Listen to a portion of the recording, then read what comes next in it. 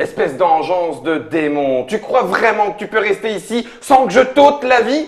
Bienvenue dans la fin des années 1920, bienvenue dans le cerveau de Monsieur Robert E. Howard, qui nous pond à cette époque dans Weird Tales, si je ne dis pas de bêtises. Weird, avec l'accent, puisque Léo est bien plus fort que moi. Solomon Kane, un autre de ses personnages, peut-être même un personnage encore plus emblématique, phare dans le côté monolithique tel qu'il puisse l'être dans son caractère.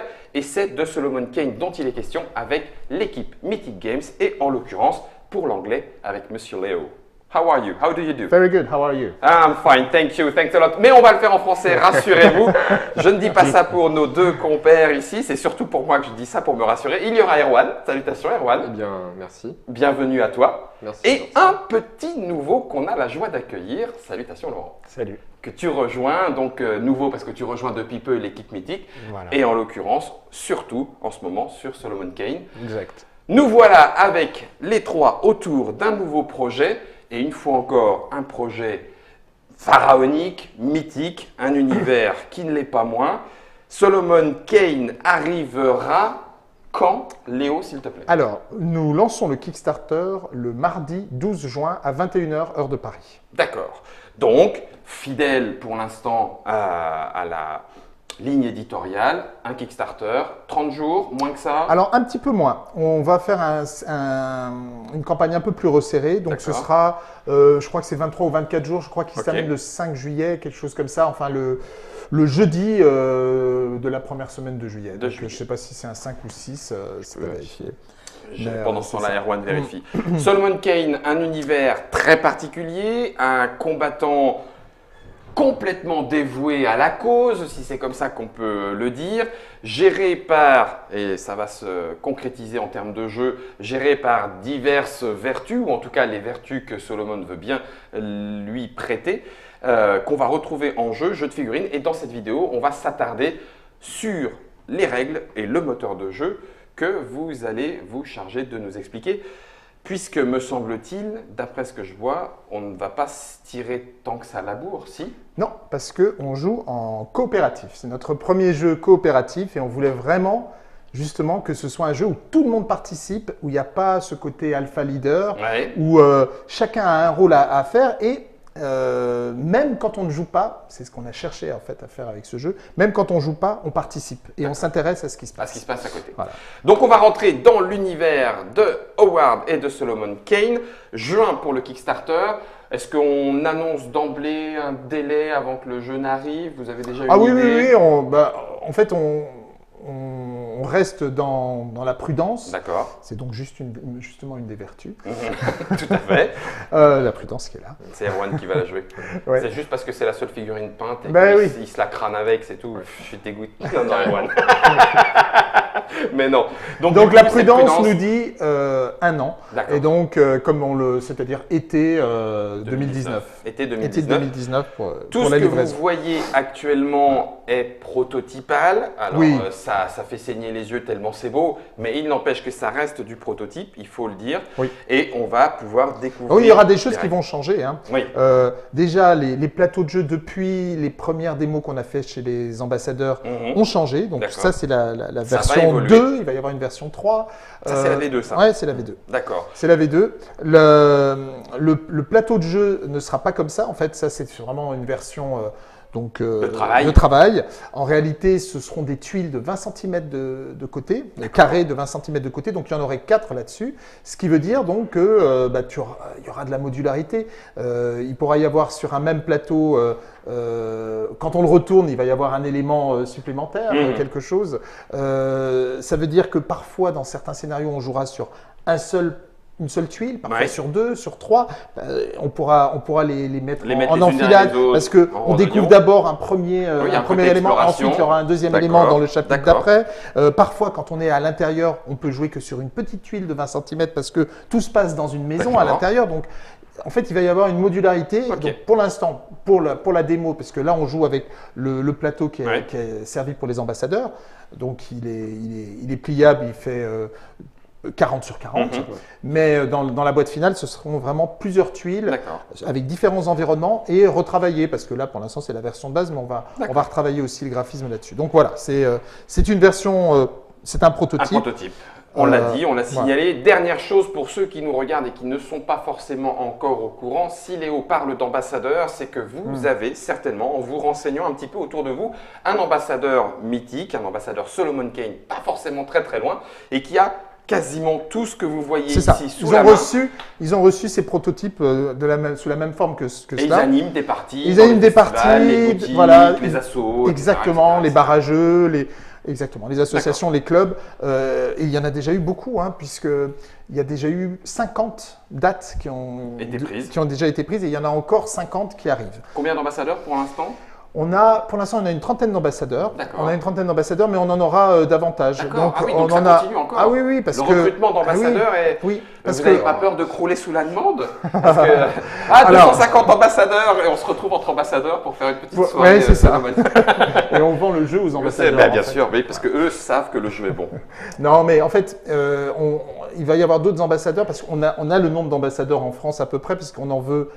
dans chaque région. D'accord. Ce qu'on veut maintenant, c'est des ambassadeurs aux États-Unis. Donc, on a commencé à en recruter, mais il faut les rencontrer. Donc, on va profiter aussi de la Gen Con pour le faire un petit peu plus en août. Ouais. Oui, excuse-moi. On en a au Royaume-Uni, là, donc on commence à se développer en Suède. Aux Pays-Bas et on va continuer comme ça en Espagne. Et qui gère là Alors on a une personne qui s'occupe de ça. Oui, voilà. C'est un boulot à temps donc complet aussi. C'est Az Drummond, de Beast of War, enfin ex-Beast of War. Maintenant il est venu, il nous a rejoint, qui s'occupe des ambassadeurs et de la communication avec moi. Donc on va se répartir un petit peu les rôles, mais lui vraiment il gère cette équipe.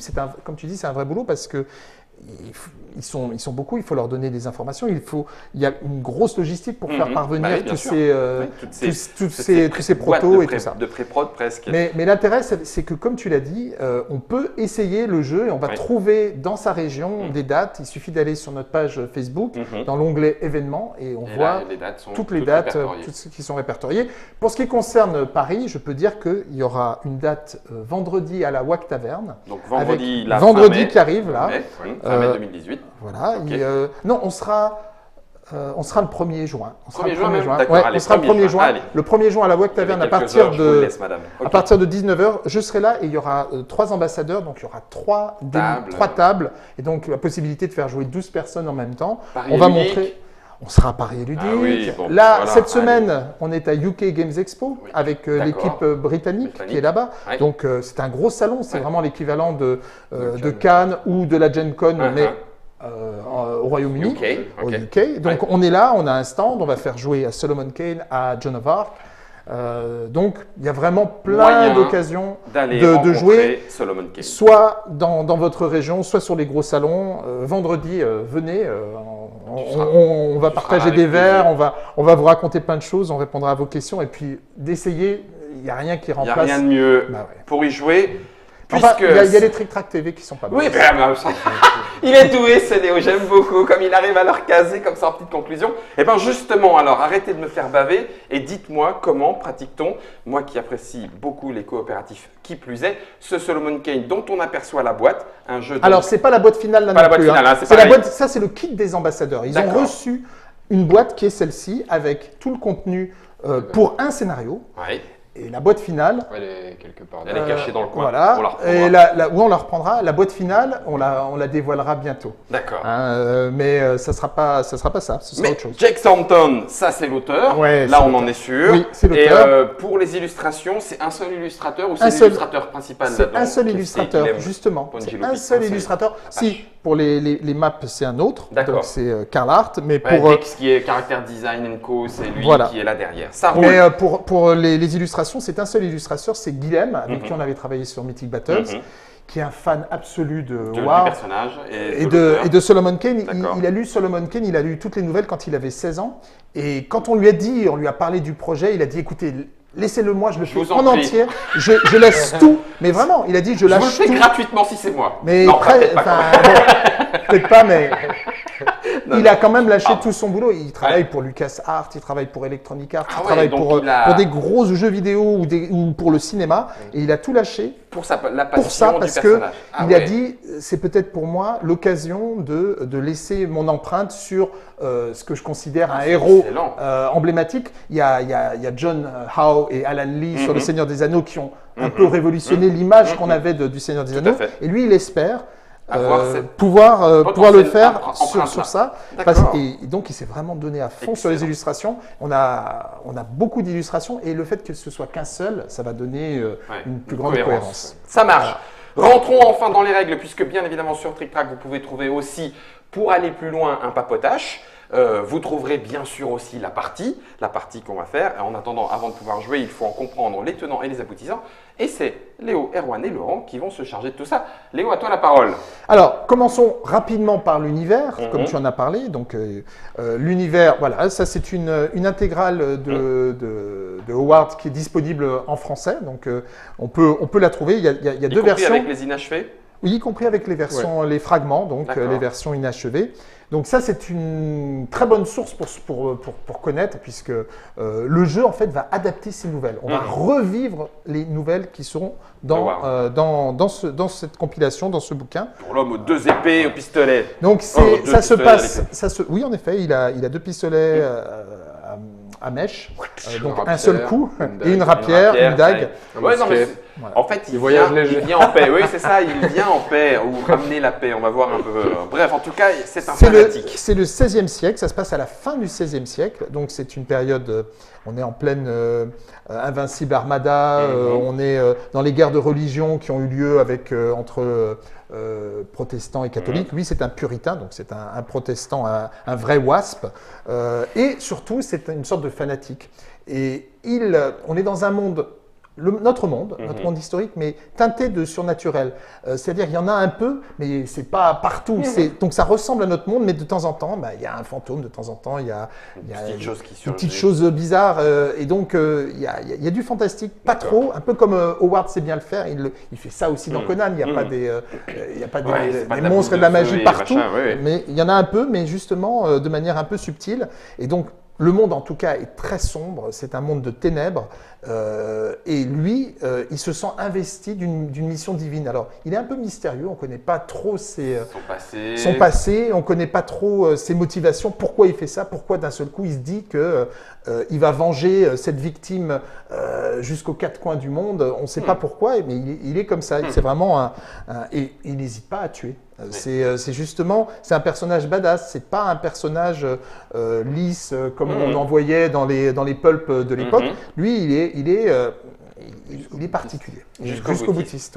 Peut-être même s'il se rencontrait lui-même, peut-être qu'il s'auto-jugerait et s'auto-condamnerait. Mais je suis persuadé il sait qu'il va aller en enfer, hein, mais il s'en fiche. Du moment qu'il a puni les mécréants, ça lui va. Donc, et nous, on l'incarne, Solomon Kane? Et alors, justement, comme on veut non pas vivre des aventures dans l'univers de Solomon Kane, ce qui était une possibilité de jeu, on veut vivre les aventures de Solomon Kane. D'accord. Donc, revivre les aventures, parfois ça va dévier du livre parce que ça va dépendre de la façon dont on joue. Bien sûr. Mais on peut. Ce qui se passe dans les livres, c'est une des possibilités d'aventure, mais il y en a d'autres. Et donc, on va les vivre. Et alors, comme on va jouer tous Solomon Kane, personne ne le joue et tout le monde le joue. À la fois. Pourquoi? Parce qu'on va jouer les êtres auxquels il croit, le plus, qui sont les vertus cardinales. Les 4 vertus cardinales, à cette époque, sont représentées sous la forme de femmes. C'est pour ça qu'on en a fait ces figurines. Alors, ce sont des êtres immatériels, invisibles, et qui ont chacune leur propre qualité. Donc, le courage, évidemment, va aider Solomon Kane dans les actes de bravoure, lors des combats, ou même dans les déplacements. D'accord. Nous avons justice, elle va être plus dans la compassion, elle va être plus dans les actions de discussion entre les différents personnages. D'accord. On a aussi tempérance. Alors, la tempérance, elle va plutôt gérer le niveau de danger qui entourent Solomon Kane, donc les ennemis, puisqu'il y a toutes sortes. Les ténèbres sont très fortes dans le monde, et heureusement, Tempérance va pouvoir un petit peu limiter leur puissance, parce que en fait, le jeu devient de plus en plus difficile. Plus on attend, plus ça devient dangereux, et Tempérance peut essayer d'influencer là-dessus. Et enfin, on a Prudence. Je le montre parce que du coup, vous l'avez compris, chacune de ces vertus a son propre plateau. Ce que je viens de dire là, c'était plutôt Prudence. Prudence, c'est pour le niveau de danger. D'accord. Voilà. Excusez-moi. Et Tempérance, elle, c'est plutôt la clarté d'esprit. Ouais. Alors là, c'est peint par Sébastien Lavigne. Et comme en fait, elles seront toutes dans ces tons. Camailleux de bleu. Voilà, camailleux de bleu. C'est-à-dire dans ces tons un peu monochrome bleu, parce que ce sont des êtres invisibles et immortels. Ils ne sont pas vraiment présents. Ils ne sont pas toujours sur le plateau de jeu. Solomon Kane ne les voit pas. Par contre, quand elles sont proches de Solomon Kane, elles vont le booster, elles vont lui donner des bonus. Et elles peuvent aussi protéger Solomon et les autres de l'influence des ombres qui sont invisibles également, mais oppressantes. Et puis après, il y a des ennemis vraiment visibles, ceux que Solomon Kane voit. Alors ça peut être des brigands, ça peut être même le fantôme. Une fois que le fantôme apparaît, quand on le voit, il est vraiment là. Il est pas dans un monde immatériel, il est présent. Là, il est vu. D'accord. Voilà. Donc ça veut dire que nous, on peut pas vraiment mourir en tant que vertu. Alors, les vertus ne meurent pas. D'accord. Les vertus peuvent être présentes sur le plateau si on arrive à les invoquer. Mais ça va te coûter de tes ressources, donc c'est pas toujours présent. Si tu réussis bien certains chapitres, eh bien le setup d'après, tu peux avoir une, voire deux qui sont directement présentes. Là. Donc tu n'as pas besoin de les invoquer. Et elles ont deux façons d'agir. Elles vont agir soit en étant présentes sur le plateau, en protégeant Solomon Kane, justement du mal et donc des ombres, soit elles jouent avec leurs cartes d'action. Donc ça c'est le deuxième élément par personnage. C'est ça. Chaque notre personnage, plateau et notre deck. On a un deck. Chacun a 8 cartes avec différentes actions possibles propres à la vertu. D'accord. Et sur ces cartes, tu vois des petits carrés avec des symboles. Ce sont des combinaisons de dés que on va essayer de réussir. D'accord. Donc le jeu, on va lancer des dés. Mécanique. Voilà, on va lancer des dés et on va essayer de réussir des mécaniques de jeu. Voilà. Des combinaisons. Des combinaisons, voilà. Des combinaisons possibles. C'est moi ou j'ai que dalle? D'accord, super. Ça commence super bien, Guillaume. Et tu verras, il y a pas mal de... Il y a moyen de faire. Ouais, super, d'accord. Il y a moyen de moyenner. Voilà, ça y est, ça c'est bon. Voilà, j'ai réussi à faire combat 2. Merci Germain, c'est super agréable de se sentir soutenu. Toi aussi, tu as ma vertu de je sais pas quoi, mais de découragement. Ok, donc les dés à lancer pour faire des combinaisons. Il y aura des dés, donc il y a des combinaisons de dés, cartes. On fait des actions et ces actions vont faire bouger Solomon Kane, vont le faire attaquer, vont le faire explorer, vont le faire discuter. Et en définitive, comme c'est une histoire, elle est divisée en chapitres. D'accord. Donc, chaque chapitre, c'est une partie de l'histoire. Et à la fin du chapitre, on vérifie si on a atteint les conditions de victoire. Okay. Et en fonction de si on les a atteints ou pas, on va commencer le chapitre d'après d'une façon ou d'une autre. D'accord. Évidemment, si on a bien réussi, on aura des petits bonus. Si on a mal réussi, on aura des malus. Alors, c'est pas plus on perd, parce qu'on a toujours la possibilité de revenir, mais ça va être plus difficile. Et si on a vraiment, chaque fois, vraiment pas bien réussi, on ne pourra pas obtenir de victoire majeure. Parce qu'il y a quand même différents niveaux de victoire. Majeure, ce qui fait que voilà, ça peut être aussi un défi. Si à la fin d'une aventure, on n'a réussi qu'une victoire mineure, on peut se dire je vais recommencer l'aventure et je vais essayer de mieux réussir. Parce que le jeu est difficile. Il faut savoir que le jeu est difficile. J'ai entendu parler, grosso modo, par certains ambassadeurs, effectivement, de 25% en victoire mineure, un petit peu moins en majeure. Le reste, c'était des défaites.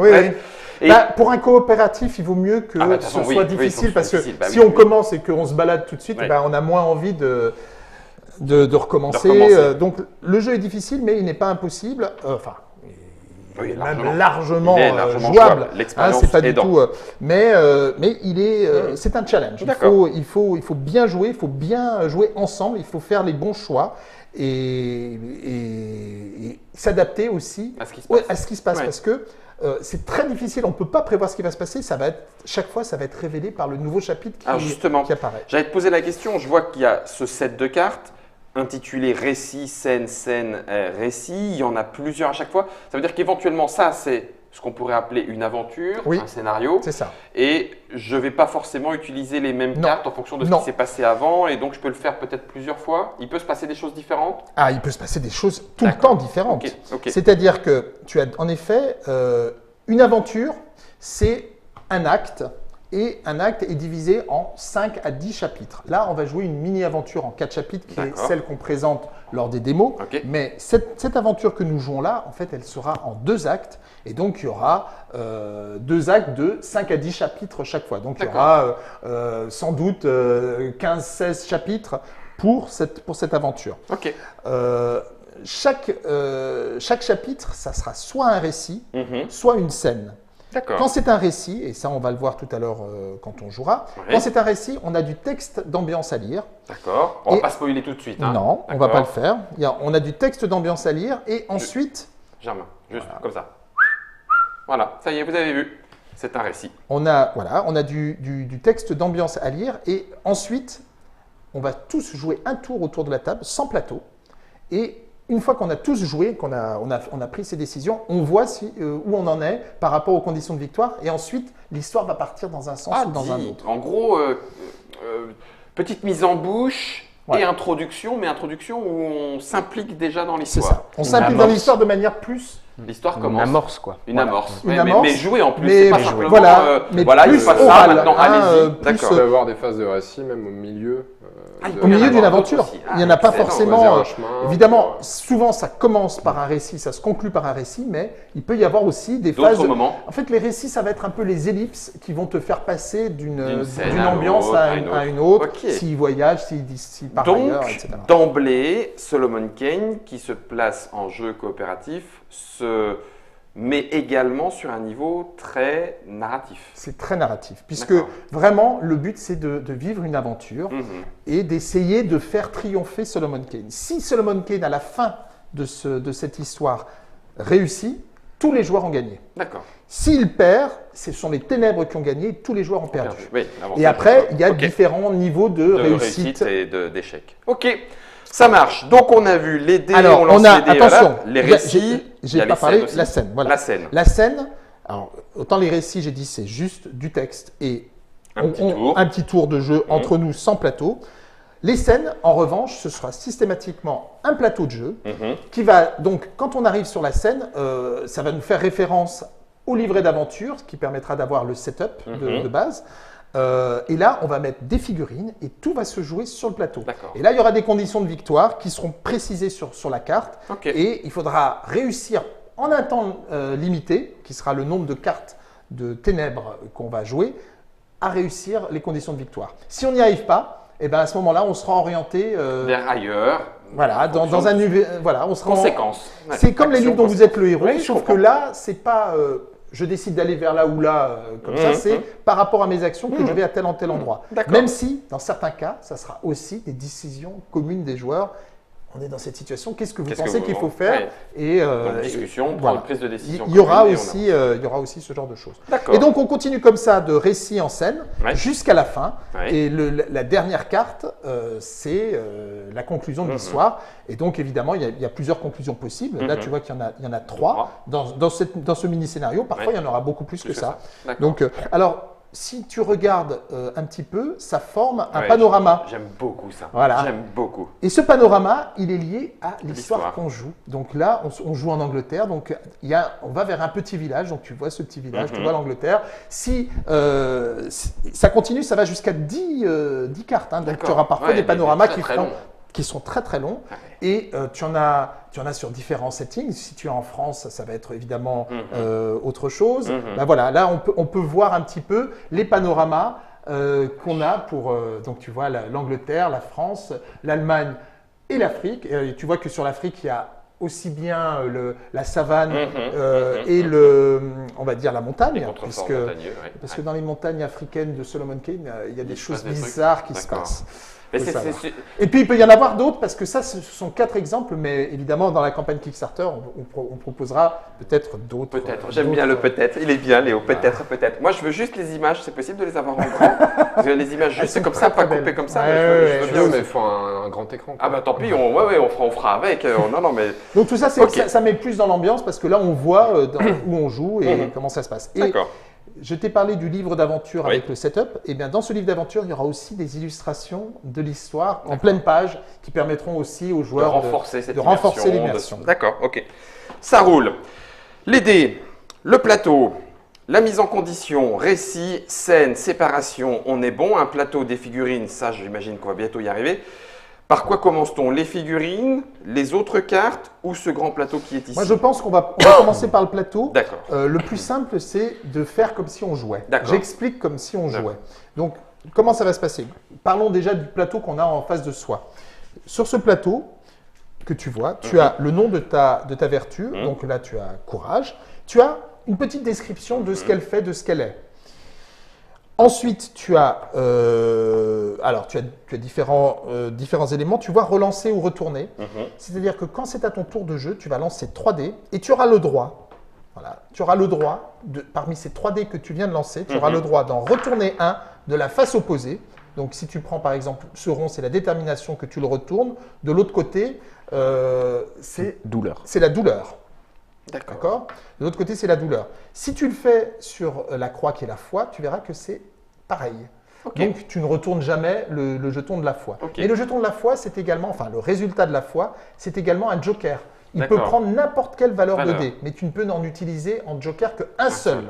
Donc, si tu as 2 croix, il y en a une, ça restera la foi, et l'autre, ça sera la face que tu veux. D'accord, ok. Et donc, les autres phases, donc tu as le cœur, c'est la bravoure, et si tu le retournes de l'autre côté, c'est la peur. D'accord. Cœur, bravoure, détermination et douleur. Et si tu veux, les actions qu'on va faire sont des combinaisons de ces valeurs qui représentent bien Solomon Kane. Donc de temps en temps, pour réussir une action, il faudra qu'il ait la foi et que de la douleur. Tu vois, parfois ça sera de la bravoure et de la détermination. Et ça va dépendre. Plus ou moins de l'un de l'autre. Voilà, parfois ça pourra même être de la peur et de la foi, mais ça lui permettra de réussir. Donc les actions qu'on doit faire, ce sont des combinaisons de 2 ou 3 faces, avec parfois des jokers. Donc, voilà ce que signifie se relancer ou retourner. D'accord. Ensuite, tu vois en haut à droite, tu as des petites cases avec les offert et réserve. Eh bien, tu as 2 emplacements pour offert, c'est-à-dire que les autres vertus, pendant leur tour, ont le droit de donner un dé à chacun des autres qui n'ont pas encore joué, des autres vertus qui n'ont pas encore joué. D'accord. Attends, tu as dit un à chacun, on joue, là on va se mettre en condition avec les 4 vertus, je lance 3 dés, si j'offre à chacun, j'ai tout offert. Tu as tout offert, c'est un choix que tu peux faire. D'accord. Seulement si tu es le premier joueur. Ah oui, puisque c'est aux vertus n'ayant pas encore joué. C'est ça. Bien vu. Ok. D'accord. Et par contre, ces joueurs-là ne peuvent recevoir, donc dans les dés offerts, que 2. Donc, si tu en offres un de plus alors qu'il en a déjà 2, il devra en éliminer un et en garder que les 2 qui l'intéressent. Et tu as en réserve, c'est-à-dire que les dés que tu n'as pas utilisés, tu peux les garder. Tu peux en garder jusqu'à 2. D'accord. Et ceux-là, tu les gardes quoi qu'il arrive, même d'un chapitre à un autre, alors que les dés offerts, à la fin d'un chapitre, tu les perds. Voilà, si tu ne les as pas utilisés. Donc, si tu veux, le premier joueur va n'avoir que 3 dés. Le 4e joueur peut potentiellement en avoir 7. 3, plus les 2 offerts, plus les 2 en réserve. Si c'est le 4e joueur. Et qu'on lui en a tous donné. Les autres ont été sympas. Et qu'il en a gardé du chapitre précédent ou du tour précédent. Sacré vertu. Donc, il peut avoir jusqu'à 7 dés. Évidemment, avec 7 dés, tu peux faire beaucoup plus de choses, de combinaisons. Bien sûr. Ce qui fait que l'ordre de jeu des vertus est très important. C'est pour ça qu'on a ces jetons, ces marqueurs d'ordre. Mais qui n'est pas un tour de jeu horaire ou anti-horaire. Non, à chaque fois, à chaque tour de jeu des 4 vertus, on doit définir l'ordre. Ça, c'est génial aussi. D'accord. Quand on a fini de jouer, tu le retournes. Donc, tu es dans les ténèbres. Et c'est-à-dire qu'on ne peut plus te donner de dés. et tu ne peux plus rien faire pendant ce tour. D'accord. Ton tour est terminé. Ok. Et quand c'est voilà. Et donc il va se passer. Donc l'ordre des vertus est très important parce que par rapport aux conditions de victoire, tu vas dire bon bah alors là il faut qu'on fasse quoi? Il faut qu'on se déplace. Donc lui d'abord. moi j'ai telle action qu'il faut absolument que je réussisse, mais elle est difficile parce qu'il faut beaucoup de dés. Il vaut mieux que je sois 3e ou 4e. Vous m'enfiliez. Toi t'as pas grand chose à faire. Il vaut mieux que tu donnes tes dés. Enfin voilà, c'est ce genre de discussion qu'on aura à chaque fois. Impec. Voilà, alors on a fait offert réserve. Ensuite, tu vois sur ton plateau, tu as deux actions qui sont les actions que ta vertu peut faire à tout moment. Il suffit d'avoir ces dés-là. Cette combinaison.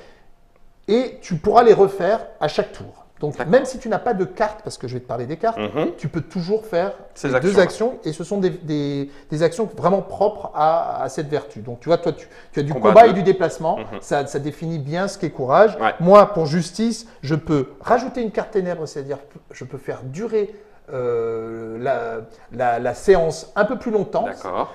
Donc je peux nous donner plus de chances que de réussir. D'aller au bout. Et je peux faire de l'exploration. Ok. Toi, Laurent, avec tempérance, quelles sont tes deux actions? Donc je peux me déplacer d'une zone, enfin déplacer Solomon Kane d'une zone et explorer également avec une base de 1 en exploration. D'accord, donc déplacement, exploration Et- et prudence. Les deux actions, ouais. Moi, je peux placer de la lumière et je peux faire du combat à 0.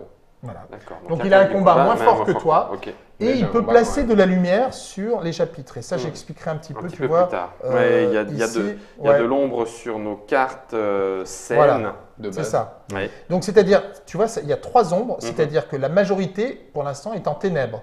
Mais si on arrive à placer au moins deux ou trois, là, la majorité est en lumière et donc on ira vers le côté de la lumière pour le chapitre. Super. Voilà.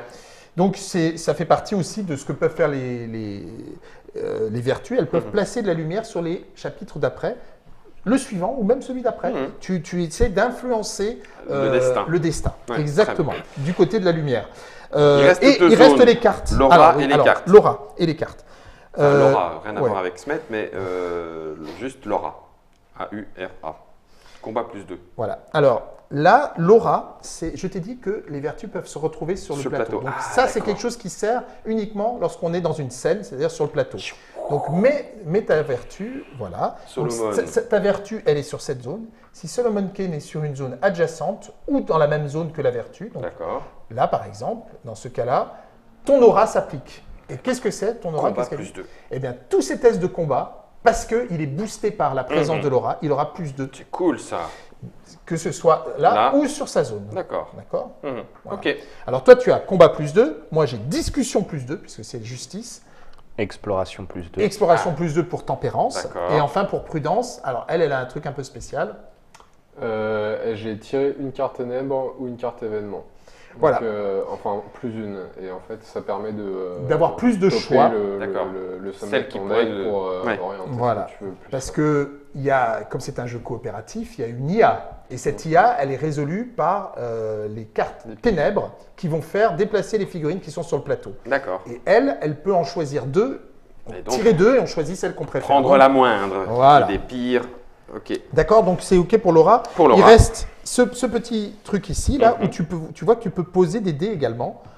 Tu peux en poser. Ces dés-là, peu importe leur face, il suffit qu'ils soient posés. Donc si tu en poses un, tu peux effectuer la première action. Si tu en poses 2, tu effectues ça ou ça. Celle-ci étant améliorée d'ailleurs. Voilà. Et la troisième, je l'améliore encore. Voilà. Et je place la vertu dans une zone. Donc tu choisis. Et c'est avec ça que je peux aller sur le plateau? Voilà. Tu comprends que pour invoquer ta vertu, il faut que tu sacrifies 3 dés. Et là, elle arrive sur le plateau. Est-ce qu'on peut être plusieurs vertus sur le plateau? Oui, on peut être jusqu'à 4 vertus, il n'y a aucun problème. D'accord.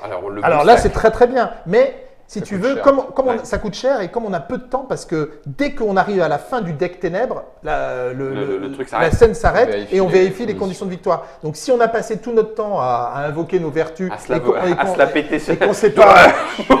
Et vous avez fait quoi? Bah rien, on a juste un peu brillé. Et qu'on ne s'est pas occupé des conditions de victoire, on peut perdre. Donc c'est toujours le bon équilibre à trouver. D'accord. Voilà. Donc là, les trois actions, c'est déplacer la vertu d'une zone, déplacer la vertu de 2 zones, ou enfin invoquer la vertu ou la déplacer de 3 zones. D'accord. Et avec 2, on peut aussi reprendre les cartes de vertu défaussées, ce qui nous amène aux cartes vertus. Voilà. Aux cartes vertus, donc comme je t'ai dit, ce sont 8 cartes avec des actions supplémentaires. Au début de la partie, tu dois en placer une en main droite et une en main gauche. Et si tu regardes sur ton plateau, tu as un emplacement à droite et à gauche. Alors pour l'instant, il est prévu sans les sleeves, mais tu vois, dans la version 3 du plateau, on prévoira un emplacement pour que tu puisses placer tes cartes avec les sleeves. Et j'ai l'impression, il me semble, que les gens aiment bien sleever leurs cartes. Donc, nous ferons… Vous avez entendu. Là, ça marche sans les sleeves, hein, mais pour que ça marche avec les sleeves, il faudra le rajouter. Donc, tu as un emplacement main droite et un emplacement main gauche. C'est important de le dire parce que de temps en temps, dans les effets des ténèbres, il va dire vous devez vous défausser de votre carte en main droite. D'accord. Et donc, tu l'auras plus quand tu joueras. Ou telle vertu doit le faire. Ou en main gauche. Voilà. Donc, tu dois choisir 2 cartes que tu vas poser et ça te rajoute simplement, tu vois, des actions supplémentaires dans ton lot. Donc, une fois que tu as placé ces cartes-là, tu vas positionner tes dés comme tu le veux sur ton plateau. Tu ne peux les positionner que donc, dans les dés offerts, réserve, tu as vu comment. Ici, si tu veux réussir une action. Tout à fait. Et par contre, tu es obligé de ne les positionner que si tu peux accomplir l'action. C'est ça. Tu ne peux pas laisser un dé… Pas de mise en réserve non. juste en disant… En réserve, c'est uniquement là. C'est là-haut. C'est pas ici. Parfait. Donc, si tu les as placés, une fois que tu as fini tout ça, tu appliques les actions dans l'ordre que tu veux. D'accord. C'est simple. Donc, tu vois, tu as des actions qui vont te faire déplacer Solomon Kane, tu as des actions qui vont te faire du combat, discuter, explorer, etc. Okay. Voilà. Si tu as joué une action, tu la défausses, tu la mets en dessous. T'en choisis une. Voilà, tu la remplaces immédiatement par une autre. Ok. Celle de ton choix. Donc en fait, c'est pas vraiment un deck, c'est une main. Oui. C'est une main que tu as puisque tu as toutes ces cartes à disposition. Pour faire une main droite, main gauche. Voilà, et il va falloir main droite, main gauche. renouveler uniquement ici en reprenant toutes les cartes de la vertu défaussée. Oui, donc il y a un moment, il va falloir un petit peu se poser. Donc un jeu à tempo. Voilà, tu as compris. Donc chaque joueur joue comme je te l'ai dit, et on fait un tour chacun. On vérifie les conditions de victoire quand on arrive à la fin. Donc, quand c'est un récit, c'est au bout d'un tour de table. Quand c'est une scène, c'est quand le deck de ténèbres est terminé. Alors là, on en a beaucoup, mais au début du truc, il va te dire, par exemple, prenez 8 cartes, prenez-en 10, tu vois. Et puis, tu peux en rajouter avec l'intervention des pouvoirs pour gagner du temps. Ça te crée une rejouabilité puisque tu n'auras jamais les mêmes. Oui, c'est ça. Tu n'as donc pas forcément les mêmes événements qui arrivent. Donc ça veut dire que les cartes ténèbres, elles arrivent une fois qu'on a tous joué. Non, à la fin de chaque tour. Ah, de chacun. Chaque joueur. C'est pour ça que c'est donc il peut se passer, on peut faire des plans, mais il peut se passer plein de choses. Et oui, et c'est pour ça que l'ordre est important. Ça se passe pas comme prévu. Souvent, c'est ça. Il te faut un plan A, B, C et généralement c'est D qui s'applique. Donc ça, ce sont les cartes ténèbres jouées entre chacun de nos tours. Voilà. Et enfin, tu as les cartes événements. Bah oui. Alors, les cartes événements, c'est sur le plateau. C'est quand une ombre rejoint Solomon Kane, il y a une saloperie qui va se passer. D'accord. Et tous les… Ah non, ça c'est une carte événement. C'est quand, en effet, quand l'ombre arrive, il y a vraiment… Ça déclenche quelque chose de très punitif. Okay. En revanche, les cartes ténèbres, elles se jouent à la fin du tour de chaque joueur et elles vont activer l'IA et les autres figurines sur le plateau. Ok. Voilà. Donc ça, on a fait le tour. Et elles servent aussi les cartes événements, elles servent au jet d'opposition. Oui, tu as raison. Parlons de ça. Lorsqu'on doit faire des tests. D'accord. Lorsqu'on doit faire des tests de combat. D'accord. Oui, bien sûr. Oui, bien sûr. Tac. Bon, imaginons par exemple que Solomon Kane doivent discuter avec le vieil Ezra, qui est donc ceux qui connaissent l'aventure sauront donc de qui il s'agit. De quoi il est question. Voilà. Imaginons qu'il doit discuter. J'aime beaucoup comme il discute. Voilà. C'est comme ça que je fais en jeu. Voilà. C'est-à-dire que je ne pose pas simplement les figurines, on les met en position, il est en train de se passer quelque chose. Voilà. Il faut qu'on cause, garçon. J'aime beaucoup comment s'est engagée la discussion avec Ezra. Bref, donc, discussion. Il doit discuter avec Ezra. Comment ça va se passer? On doit d'abord définir le seuil de difficulté de l'action. Alors, ce seuil de difficulté, il est généralement donné par la carte de la scène, en disant par exemple, discuter avec Ezra, ce sera une difficulté 4 par exemple. Imaginons que ce soit assez difficile, ce sera une difficulté 4. À cela, on va rajouter l'événement. On va rajouter un chiffre qui va être sur la carte événement.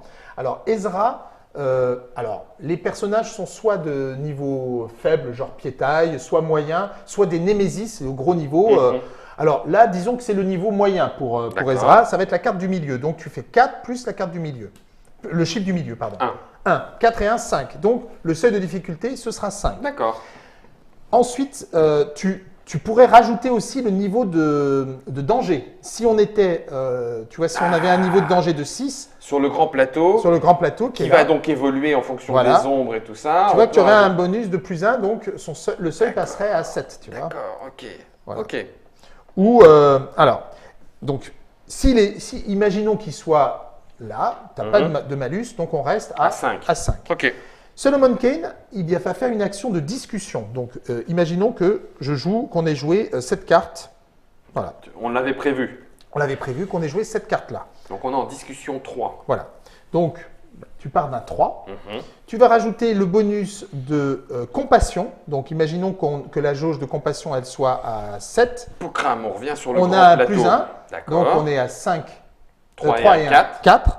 Toujours pas bon, là. Toujours pas bon. Et ensuite, on va rajouter une carte événement. Et comme c'est Solomon Kane, c'est le chiffre de droite.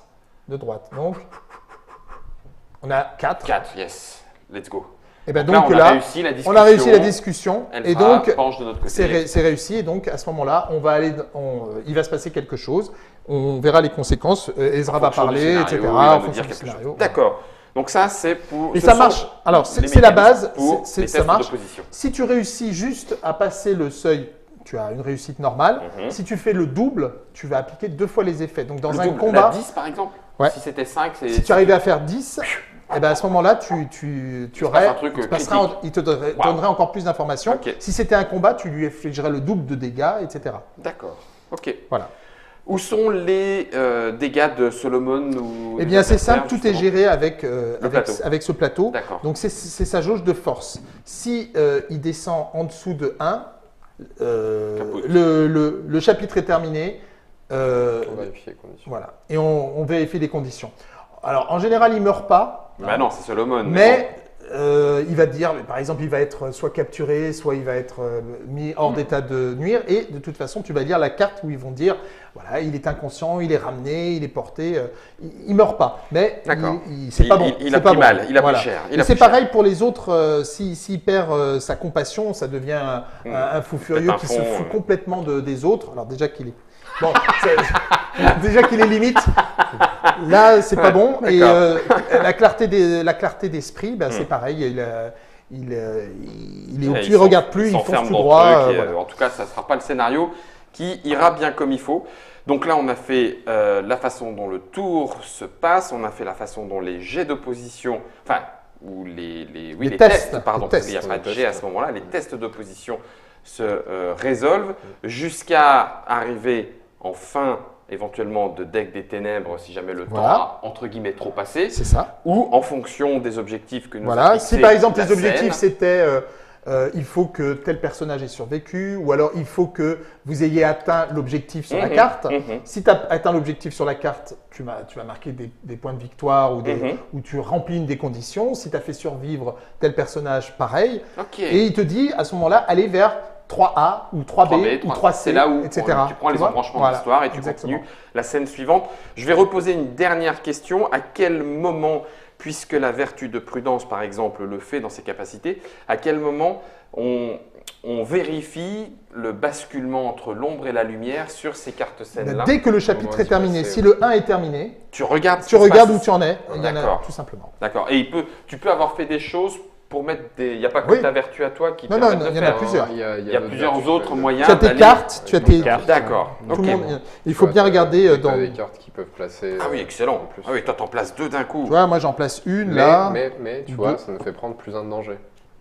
D'accord. Il y a des cartes qui sont faciles à jouer, mais qu'il faut augmenter les jauges. Tu te mets en difficulté pour après. Pour faire ça. Ok. Tu as été un peu moins prudent, mais tu as visé la suite. J'en ai aussi. Oh, c'est bon, moi j'ai juste du combat et de l'exploration. Les gars, vous pouvez compter sur moi. Si jamais il y a quelqu'un à bourriner, je serai là. Toi, typiquement, au premier tour, en fait, tu vas jouer en premier pour donner tes dés aux autres, pour les aider. Et tu vois, par exemple, dans tes actions, tu en as une, c'est compassion plus 1. Tu peux, si par exemple tu as fait baisser beaucoup ta jauge, tu peux passer une action pour simplement faire remonter de 1 Tu fais ramollir un peu le cœur de Salomon. Mais quand tu fais ça, bah, tu fais pas autre chose, tu vois. Alors, ça peut te permettre de passer de 3 à 4 et de ne pas avoir ce malus. C'est là où tu tempères, tu enlèves. Et sinon, j'ai des cartes de discussion, des cartes pour placer de la lumière, des cartes de déplacement, des déplacements de, tu vois. Oui, donc très narratif, puisqu'il va se passer tout ce qui doit se passer en fonction de l'aventure, du scénario, du récit que nous allons co-créer dans Solomon Kane, un jeu donc à venir chez Mythic Game Kickstarter, campagne de financement participatif à partir de juin, le 12 juin, pour être précis, 2018, normalement été 2019 pour la disponibilité du jeu. Quoi qu'il en soit, et on l'a dit en début de vidéo, il y a des ambassadeurs à peu près où que vous soyez en France. Vous devriez, si cela vous intéresse, trouver chaussures ou plutôt puritain à votre pied. Enfin, s'il est à vos pieds, c'est peut-être pas forcément ce qu'on doit vous souhaiter. Un jeu de Jake Thornton, illustré par Guilhem Pongilupi chez Mythic Game, 1 à 4 vertus. 14 ans, c'est pour le thème parce que ça me paraît jouable assez facilement. Ah, c'est jouable vraiment en famille, hein, ce jeu. On peut vraiment. Quand je dis il est difficile, c'est pas dans la mécanique, c'est dans le niveau de défi, c'est le défi, challenge. voilà, Oui, tout à fait. Et 60 minutes pour les plus petits scénarios. Alors, en réalité, ça c'est intéressant aussi de le dire, la durée, une aventure peut être assez longue à jouer. C'est-à-dire une aventure de 10 chapitres, ça va être au moins 3 heures, tu vois. Mais il y a un système de sauvegarde à la fin de chaque chapitre. Bon, pour te donner une idée, chaque récit, c'est à peu près 10 minutes de jeu. Ah ouais. Une scène, c'est 30 à 45 minutes selon la difficulté de la scène. D'accord. Et à la fin de chaque chapitre, tu as un système de sauvegarde très simple, très rapide. Et donc, tu peux reprendre le jeu où tu t'étais arrêté. D'accord. Mais tu finis le chapitre. Tu finis le chapitre. Que là, je ne peux pas m'arrêter non. ici. Je fais 10, 40, 40, 10, grosso modo, pour cette première-là. Et c'est là où je peux sauvegarder. Non, à la fin de chaque chapitre, pas. Ah, d'accord. Tu peux te dire, j'arrête après le récit. Ah, bah oui, donc tu peux faire une partie de 10 minutes, tu vas manger. Si tu as 10 minutes, tu peux faire une partie de 10 minutes. Excellent. Si tu as 30 minutes, tu peux faire aussi une partie de 30 minutes. Si tu as 1 heure, tu fais 1 heure. Tu n'iras pas jusqu'au bout de la partie. Et si tu chargeras et tu redémarreras ensuite. Alors, tu verras en fonction du nombre de chapitres quelle va être la durée totale de l'histoire, mais tu peux la sauvegarder à la fin de chaque chapitre. Donc, c'est vraiment très, très, très modulable. Et j'ajouterais, pour finir, que là, on parle d'histoire en un acte, c'est-à-dire jusqu'à 10 chapitres, mais il y a aussi des campagnes. Les campagnes, elles vont se jouer en plusieurs actes. Et comment ça se passe? Eh bien, quand tu as terminé le premier acte, il va te dire, en fonction d'où tu en es, ben, pour le prochain, vous commencerez en A ou vous commencerez en B. Tu as juste à retenir une lettre. Et quand tu recommences l'acte suivant, tu as toute la mise en place qui est prévue. Tu n'as rien d'autre à faire que retenir une lettre. Grosso modo, tout ça, là, ce bouquin-là, puisque c'est l'intégrale de Robert E. Howard, Solomon Kane, vous allez le réécrire vous-même, l'accommoder à votre sauce en fonction de ce que vous pouvez plutôt qu'entre ce que vous voulez. Effectivement, on est d'accord, le thème, faut y être sensible. Le thème, c'est vraiment, si on aime les chasseurs de sorcières, les enquêtes, si on aime les aventures et les capes et d'épée, parce qu'il voyage beaucoup, il va dans différents continents, il va dans différents pays. C'est un peu une sorte de Judge Dredd gothique du XVIe siècle. On est d'accord. Il y a quand même de l'aventure, c'est un mélange vraiment de tout ça, mais si on aime les personnages comme le Répurgateur de Warhammer en teinte le Punisher, de gris, ok, d'accord. C'est pas pour autant, il n'est pas fan de torture, il découpe pas les gens en petites lamelles en mangeant le cerveau frit à la poêle, donc on n'en est pas non plus jusque-là, ça peut rester quand même un petit peu familial. Quoi qu'il en soit, merci beaucoup Léo. Merci à toi de cette explication. Je pense que là, on a été au plus complet. Il ne nous reste plus qu'à découvrir comment est-ce que cela s'intègre concrètement dans la partie. Merci beaucoup, Erwan. Et bien de rien. Laurent. Il y aura donc tempérance, Laurent, prudence, Erwan, justice. Je ne sais pas pourquoi on m'a donné courage. Je ne suis pas sûr que nous soyons bien partis. Solomon Kane, la partie, elle est dans la Trick Track Télé aussi. Merci à Germain pour la réalisation. Rendez-vous au bout de mon pistolet à silex.